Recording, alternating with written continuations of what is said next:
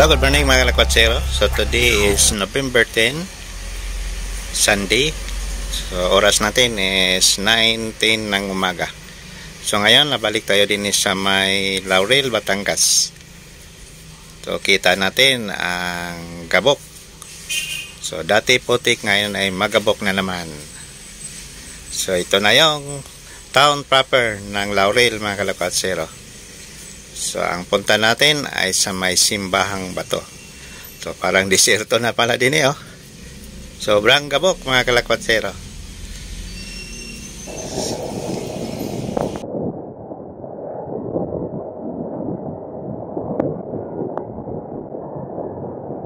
Allah. Dati putik, ngayon puro gabok.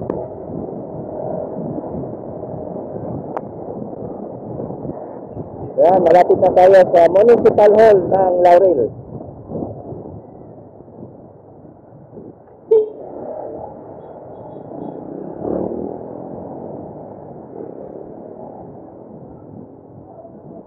So, dini tayo mag right turn. Ang 7-Eleven. Wala na, medyo malinis ng Laurel oh.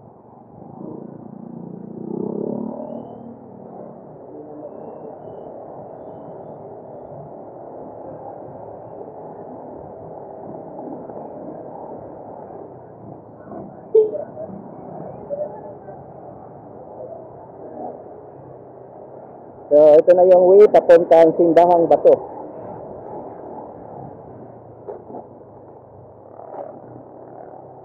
Ito yung public market ng Laurel.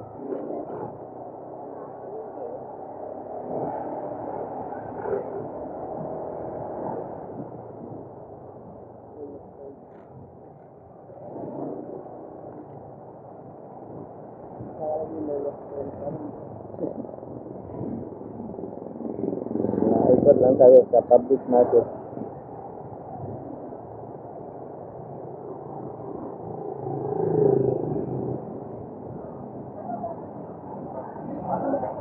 Right turn ulit.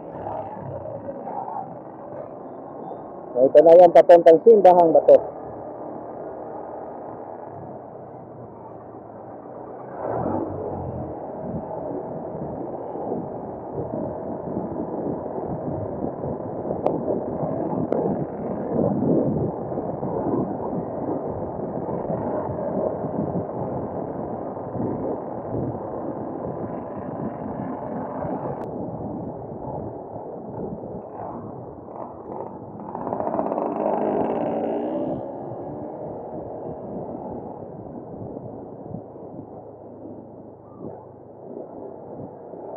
So last na visit natin is 2022 pa. 2 years na pala.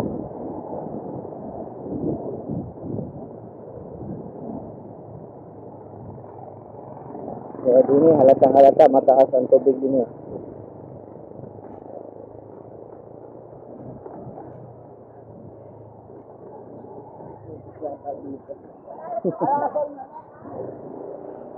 Ayan, ang plastic oh. Yan pala yun. So, hinto tayo. Ito palang area na to.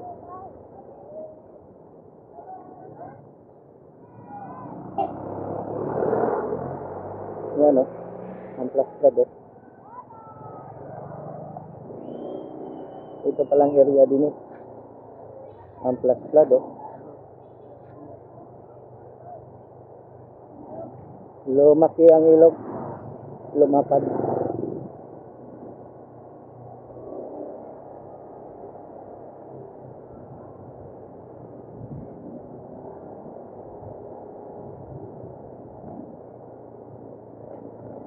Ito pala yan.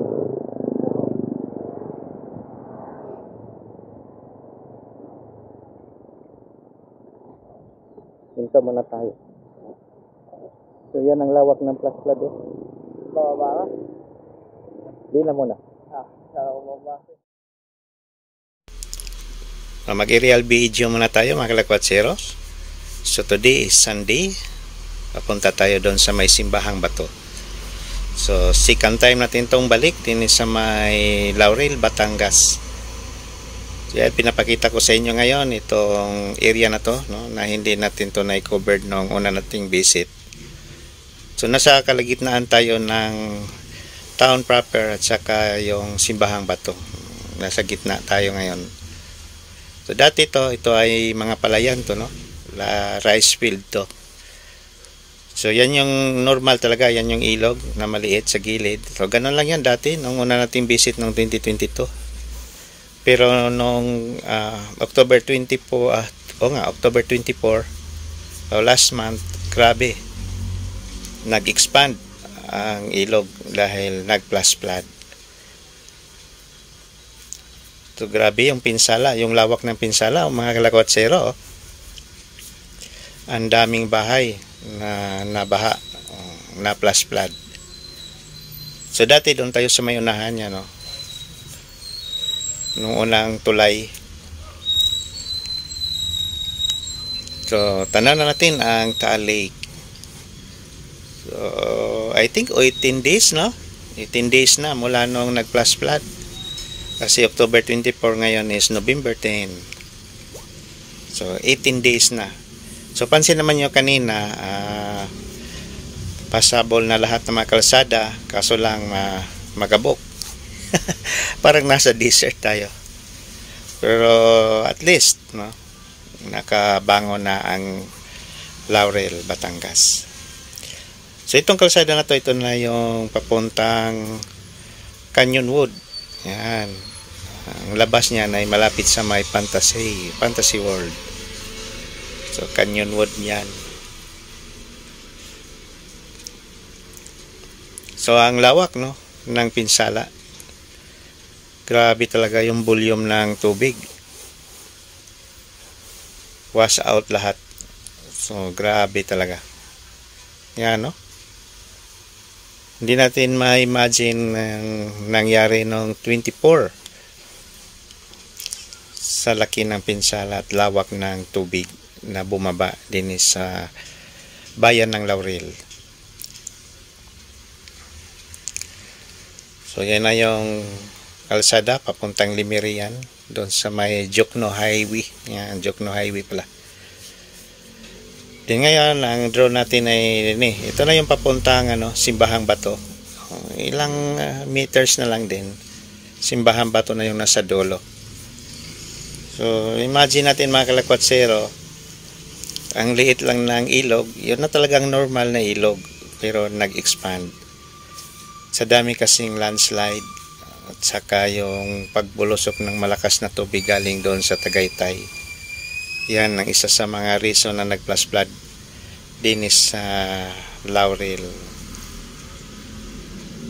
So yan pa, kita ko lang yung itong area na to may nag-landslide din Grabe yung landslide din mga kalakwatsero. Nadaan na natin to mamaya. Itong bukid na to, grabe yung landslide niya.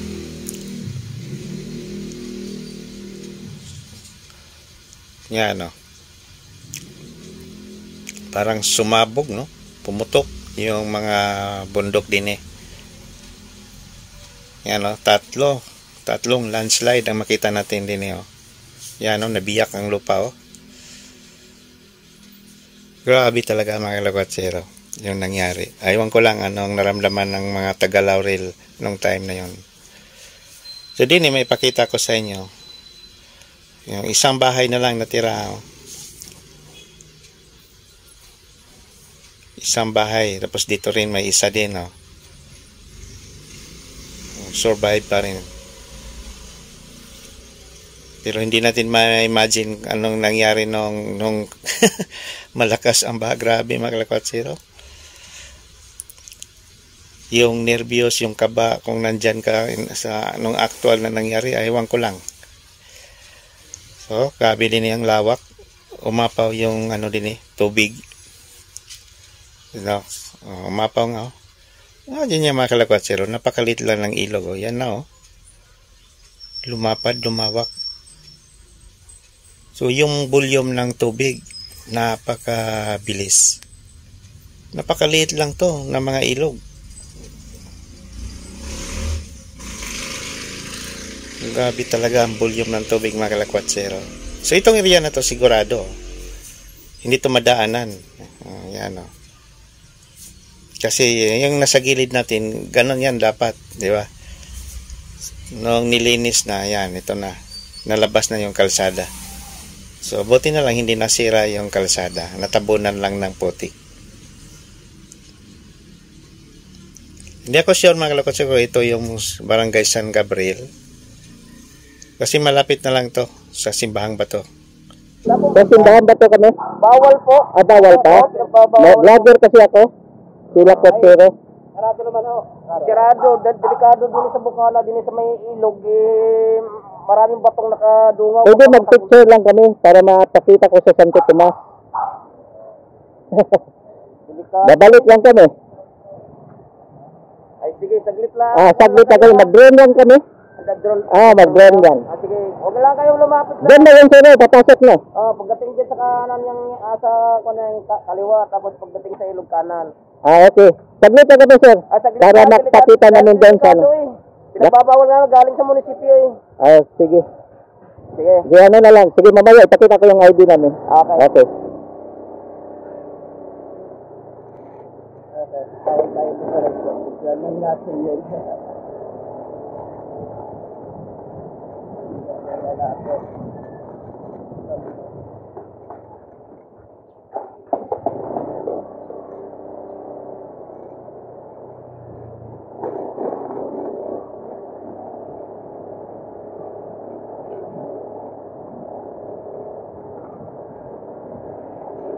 So, ayan, mga kalakwatsero, bawal na bawal talaga.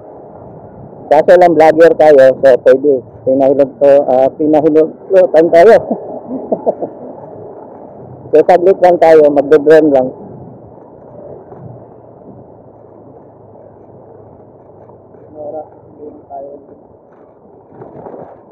So, ito yun.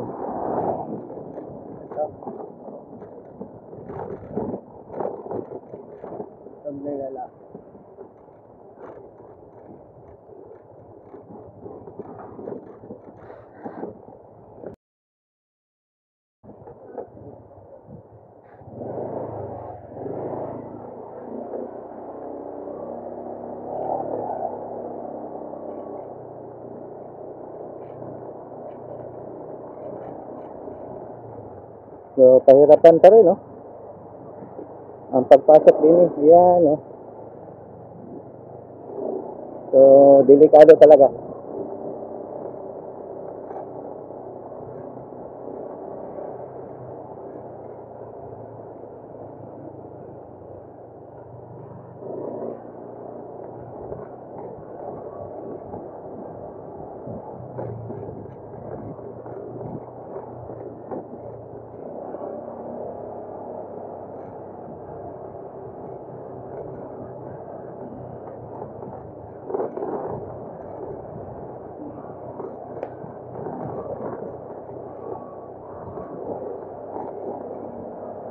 So, ito na yun.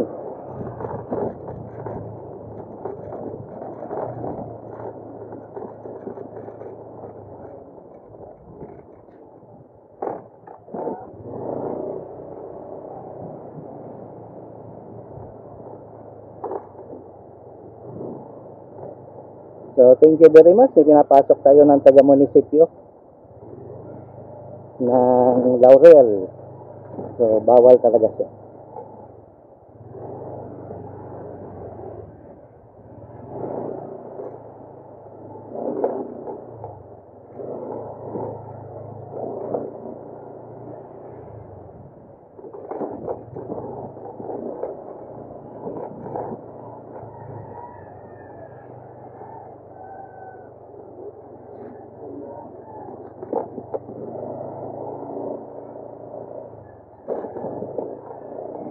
Konti na lang.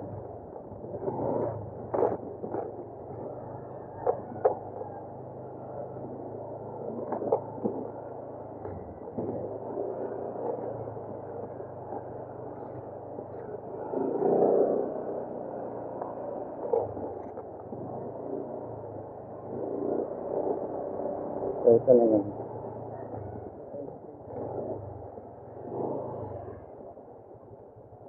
So, dito lang tayo kasi hindi na tayo pinapalapit. Okay, baba na Jackal.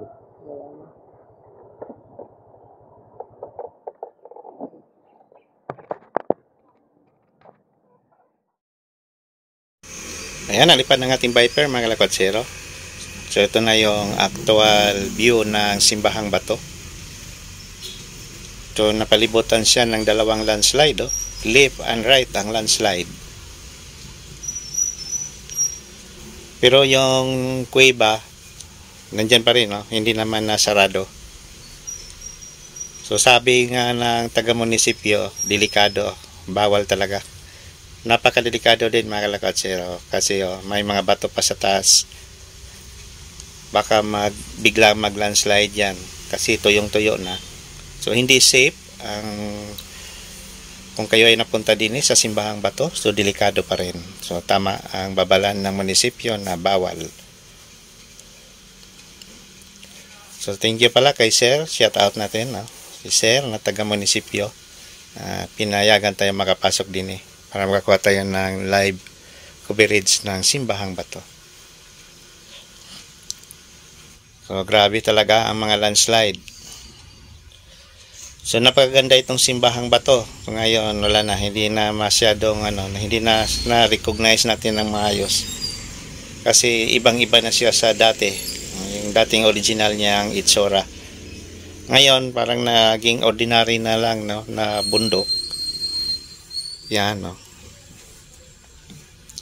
So nawala na yung beauty niya dahil sa itong mga landslide na to.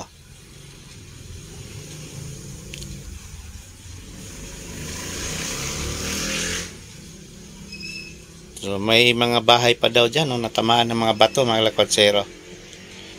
Nagulungan pala ng bato. Yan, yung mga bahay dyan sa baba.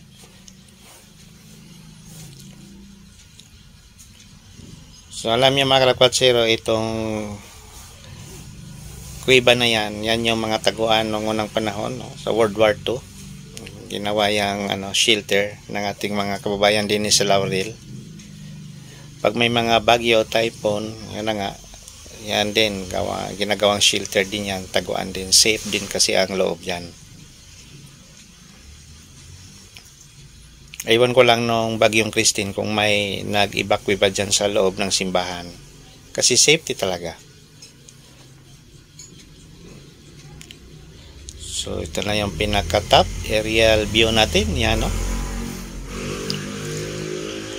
So yung mga bahay sa baba, mga kainan yan, no?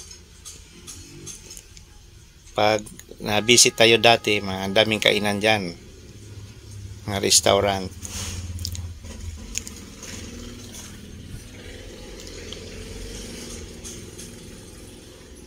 So, almost 2 years na tayong hindi nakabalik. Last nating visit is 2022. During pandemic pa yun, no? Hindi tayo makapunta din pag wala kang vaccine card. Kailangan magpakita ka ng vaccine card nung una naming punta din year 2022. So, nakikilala ito sa ating mga Katolik, devotee, kasi parang naging tourist spot na rin ito. So marami na nadayo, hindi lang taga Maynila, kahit mga taga northern part ng Luzon at saka southern part ng Luzon, nakilala itong Simbahang Bato. So, hindi ko makalimutan nung una, punong-puno ito mga parking area din ng mga sasakyan. So ngayon yan, makita ninyo mga lakwatsero na wala na landslide. Nagkalat yung mga bato sa baba at putik. So ito na yung nangyari sa Simbahang Bato. So sabi ng ating mga kausap kanina, try nilang mabuksan to ngayong December. I-open na sa public. So yan, ikot natin yung drone natin 360 degree mga lakwatsero para makita niyo yung pinakamagandang view ng Laurel. Ang ganda. Ang ganda ng bukid din Kaso lang kita natin yung mga biyak, no? Nagbiyakan yung mga lupa. So yan yung dahilan na doon sa baba ng Laurel, doon sa pinaka-town proper, matindi yung pagbaha at flash flood. Kasi sa dami namang landslide din eh.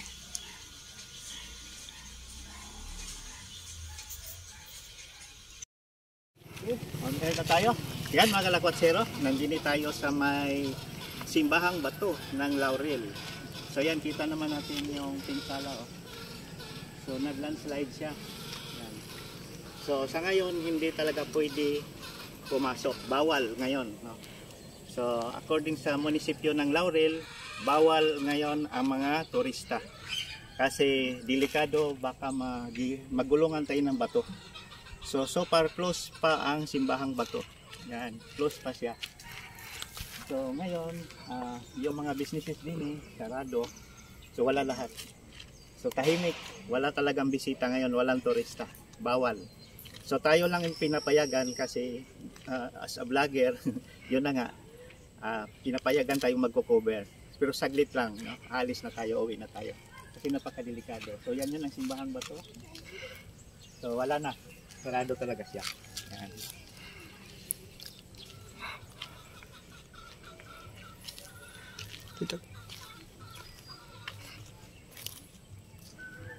Okay, sundan mo ba dyan?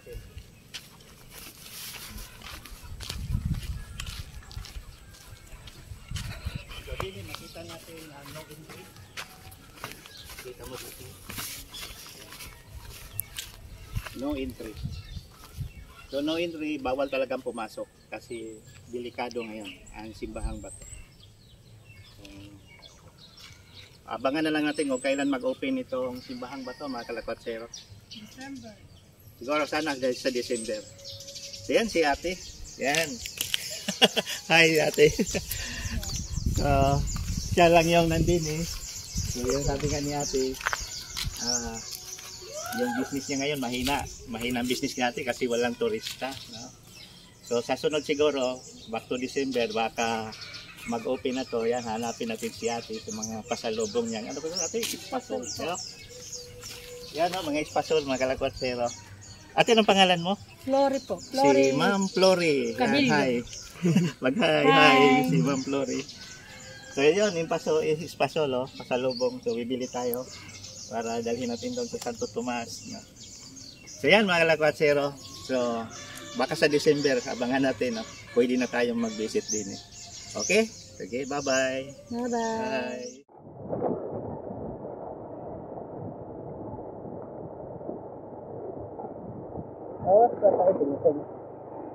Yan ang hindi ko alam. Anong oras yun? Wala kang relo, no? Wala. Mamaya. Sa bahay, di ko na suot.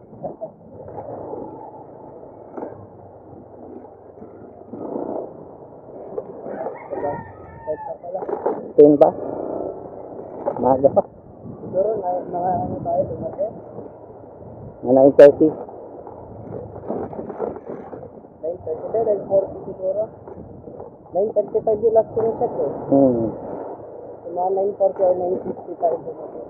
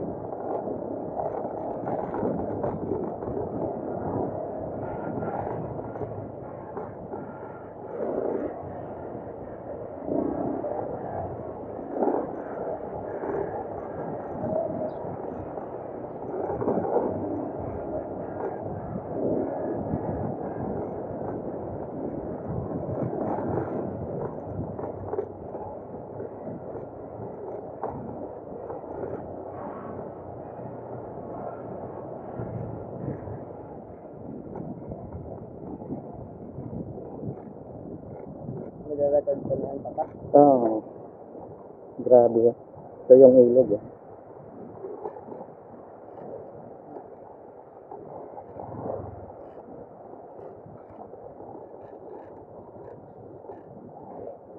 Kasi pagkain tayo ngayon.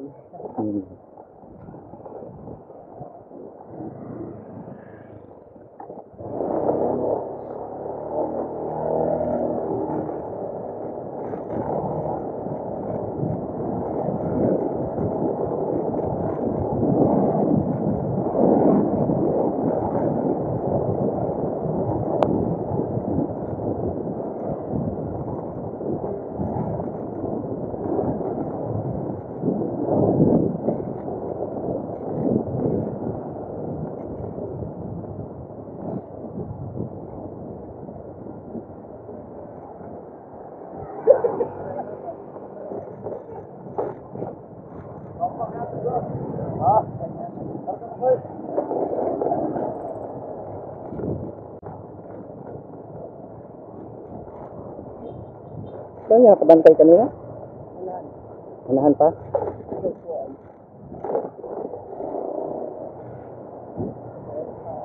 Wala?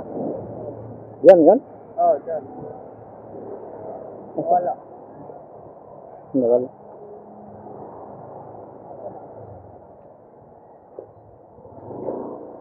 Wala. Wala nga. Saan kaya yung si Sir?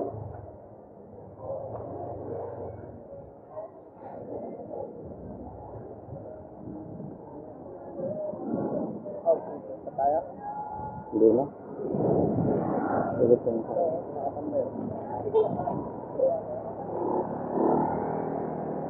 grabe talaga din eh.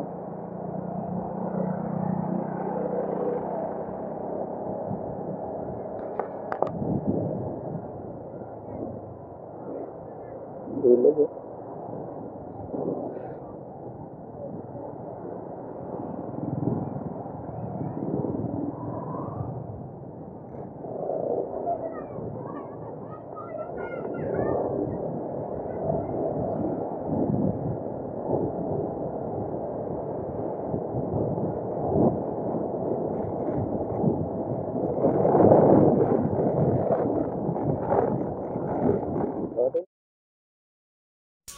So binalikan natin kanina mga Lakwatsero yung tao na nagpapasok sa atin sa Simbahang Bato para mag-thank you tayo. To wala na, yun na lang barkada niya o kasama niya yung sinabihan natin. Kasi binigyan tayo ng opportunity na maka-cover doon. So thank you very much sir sa yung pag-allow na makapag-video kami doon sa Simbahang Bato. So tara na, pauwi na tayo ng Santo Tomas. So medyo mainit na, nasa 11:30 na tayo ng umaga. So thank you din sa ating mga bagong subscribers at sa ating mga viewers. So huwag niyo kalimutan mag-subscribe sa ating channel para kayo ay palaging update sa ating mga lakwatsa. So maraming salamat po. Dito na lang. God bless us all. Thank you. Bye bye.